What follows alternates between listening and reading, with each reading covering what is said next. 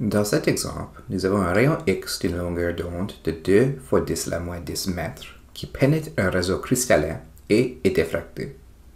Un électron est alors éjecté à une vitesse de 3.0 fois 10 à la 7 mètres par seconde et on va calculer la longueur d'onde du rayon qui est diffracté.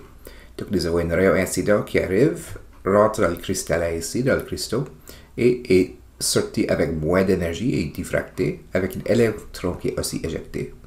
Donc, l'énergie de ces deux composantes ici devrait être égale à l'énergie initiale qu'on a vue là. Donc, ce qu'on va faire, on va calculer l'énergie initiale du photon de rayon X en utilisant la formule de Planck. Donc, ça c'est la constante de Planck pour la vitesse de lumière divisée par la longueur d'onde du rayon initial. Cette longueur d'onde ici est à 2 fois 10 à la moins 10. Ces deux-là sont des constants, 6.63 fois 10 à la moins 34 et 3.0 fois 10 à la 8. Donc on connaît toutes les variables ici, on va juste les insérer. Et on va trouver que l'énergie initiale est 9.95 fois 10 à la moins 16. On doit ensuite calculer l'énergie de l'électron qui est éjecté. Et la différence entre ces deux devrait nous donner c'est quoi l'énergie du rayon qui est diffracté. Donc, pour calculer l'énergie du électron qui est éjecté, on doit utiliser l'énergie cinétique, puisqu'on connaît sa vitesse.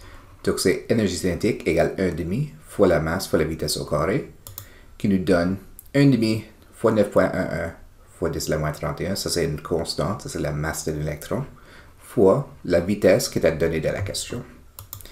Cette énergie-là, c'est 4.0 fois 10 à la moins 16. Donc, ça, c'est notre énergie initiale. Ça, c'est l'énergie de l'électron éjecté. Donc, ceci, c'est une composante de ça. Il nous manque encore l'énergie du rayon diffracté.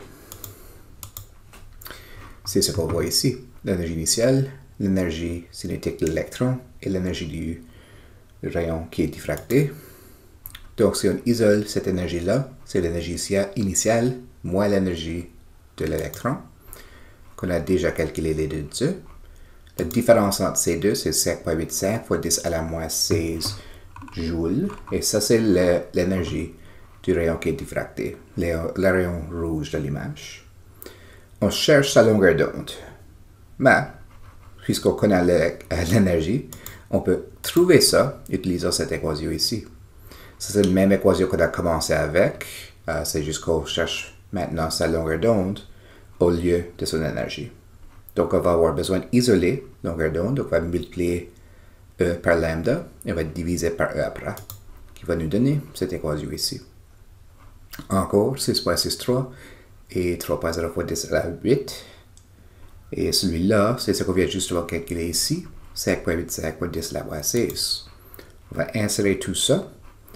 On va faire ce calcul ici et on trouve que la longueur d'onde, c'est 3.4 fois 10 à la moins 10 mètres ou 0.34 nanomètres.